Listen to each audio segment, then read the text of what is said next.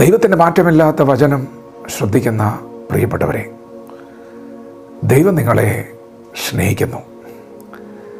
ഈ ലോകത്തിൽ മറ്റാരേക്കാളും അധികമായി ദൈവം നിങ്ങളെ സ്നേഹിക്കുന്നു. ദൈവത്തിൻ്റെ സ്നേഹം ദൈവം വെളിപ്പെടുത്തിയത് തൻ്റെ ഏകജാതനായ പുത്രനായ യേശുവിനെ നിങ്ങൾക്ക് വേണ്ടി നൽകിക്കൊണ്ടാണ്. നമ്മുടെ പാപങ്ങളുടെ പരിഹാരത്തിന് വേണ്ടി ദൈവം തൻ്റെ പുത്രനായ യേശുവിനെ നമുക്ക് ലഭിക്കേണ്ട മരണശിക്ഷ പുത്രൻ്റെ മേൽ ചുമത്തിക്കൊണ്ട് നമ്മെ സ്നേഹിച്ചു. ദൈവം മനുഷ്യരൂപമെടുത്തു, നമുക്ക് വേണ്ടി ഈ താണലോകത്തിൽ വന്നു. ആകാശത്തെയും ഭൂമിയെ സൃഷ്ടിച്ച മഹാദൈവം നമ്മെപ്പോലെ ഒരു മനുഷ്യനായി ഈ ഭൂമിയിൽ ജീവിച്ചു. 33.5 വർഷം ഇസ്രായേലിൽ അവൻ ജീവിച്ചു. പ്രിയപ്പെട്ടവരെ, യേശു ജനിച്ചത് നമുക്ക് വേണ്ടിയാണ്.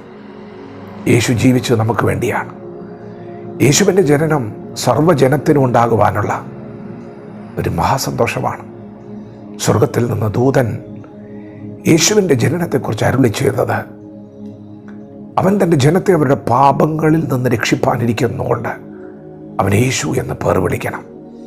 യേശു രക്ഷകനാണ്, പാപങ്ങളിൽ നിന്നും നമ്മെ രക്ഷിക്കുന്നവനാണ്. നിങ്ങൾ ഇന്ന് പകൽ അഭിമുഖീകരിക്കുന്ന സകല പ്രശ്നങ്ങളുടെ പുറകിലെ കാരണം പാപമാണ്. അസമാധാനത്തിൻ്റെ പുറകിൽ, കുടുംബ തകർച്ചയുടെ പുറകിൽ പാപമുണ്ട്. പ്രിയപ്പെട്ടവരെ, ഒരു ഡോക്ടറുടെ അടുത്ത് നിങ്ങൾ ചെന്നാൽ ആ ഡോക്ടർ നിങ്ങളുടെ ശരീരത്തിലെ രോഗലക്ഷണങ്ങളെ വിലയിരുത്തി രോഗം ഏതാണെന്ന് കണ്ടുപിടിച്ച് ആ ഡോക്ടർ ഒരു മരുന്ന് കുറിക്കുമ്പോൾ ആ രോഗത്തിൻ്റെ പുറകിലെ കാരണത്തെ വ്യക്തമായി തിരിച്ചറിഞ്ഞ് പരിഹരിക്കാനുള്ള ഒരു മരുന്നായിരിക്കും നിങ്ങൾക്ക് നൽകുന്നത്.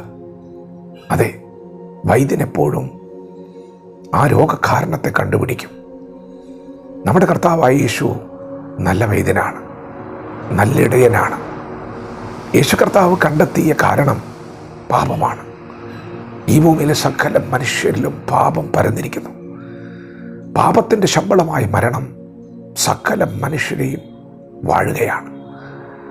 മരണം ആധിപത്യം പുലർത്തുന്ന ഈ ഭൂമിയിൽ നമ്മെ സ്നേഹിച്ച നമ്മുടെ ദൈവം ആഗ്രഹിച്ചത് നമ്മെ വീണ്ടെടുക്കാനാണ്.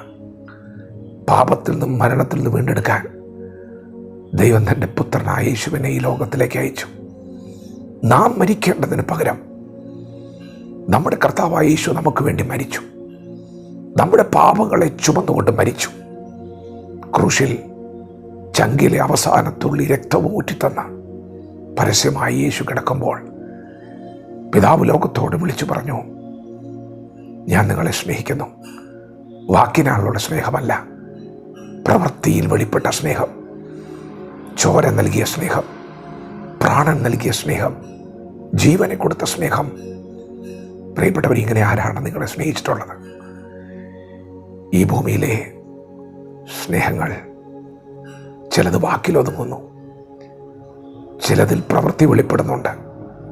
എങ്കിലും നിങ്ങൾക്ക് വേണ്ടി പ്രാണൻ വെച്ചു കൊടുത്തവൻ ഒരുവൻ മാത്രമാണ്.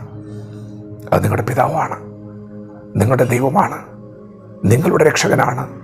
നിങ്ങൾക്ക് വേണ്ടിയാണ് അവൻ വന്നത്, നിങ്ങൾക്ക് വേണ്ടിയാണ് അവൻ തകർക്കപ്പെട്ടത്. വിശ്വസിക്കുക, വിശ്വസിക്കുക, അറിയുക, ഏറ്റുപറയുക, യേശുവേ അവിടുന്ന് പരിശുദ്ധൻ, അവിടെ നീതിമാൻ, അവിടെ നല്ലവൻ. അവിടെ ഇങ്ങനെ തകർക്കപ്പെടാനുള്ള കാരണം എൻ്റെ പാപമാണ്. ഈ മരണത്തിൻ്റെ ഉത്തരവാദി ഞാനാണ്. യേശുവേ, എന്നോട് ക്ഷമിക്കണമേ, എന്നെ സഹായിക്കണമേ. ഒരു വാക്ക് പറയാമോ? ഇന്ന് നിങ്ങളുടെ ജീവിതം മാറാൻ പോവുകയാണ്. നിങ്ങളുടെ നാവ് കൊണ്ട് നിങ്ങളത് പറയുന്ന നിമിഷം, യേശുവേ, ഞാനൊരു പാപിയാണ്, എന്നോട് ക്ഷമിക്കണമേ. യേശുവേ, അവിടുന്ന് എൻ്റെ രക്ഷകനാണ്. ഞാൻ എൻ്റെ ഹൃദയത്തിൽ അങ്ങേ എൻ്റെ കർത്താവ് രക്ഷകനുമായി സ്വീകരിക്കുന്നു.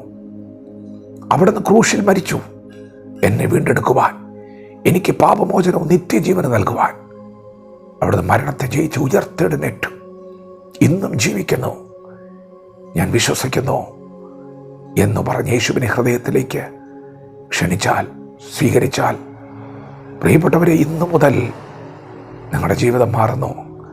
നിങ്ങളുടെ കുടുംബത്തിൽ മാറ്റങ്ങൾ ഉണ്ടാകുന്നു. നിങ്ങൾ ഇന്ന് സമാധാനത്തോടെ കിടന്നുറങ്ങും.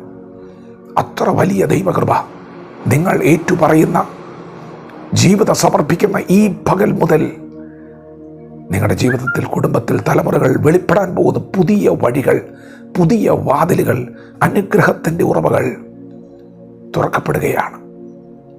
രക്ഷകനെ അറിയുക, രക്ഷകനെ കാണുക, രക്ഷകനെ സ്വീകരിക്കുക. യേശുക്രിസ്തുവിൽ വിശ്വസിച്ചാൽ നീ നിന്റെ കുടുംബവും രക്ഷ പ്രാപിക്കും. വചനത്തോട് പ്രതികരിക്കാം. ദൈവം നമ്മെ ഓരോരുത്തരും ഈ പകൽ അനുഗ്രഹിക്കുമാറാകട്ടെ. ആമേൻ.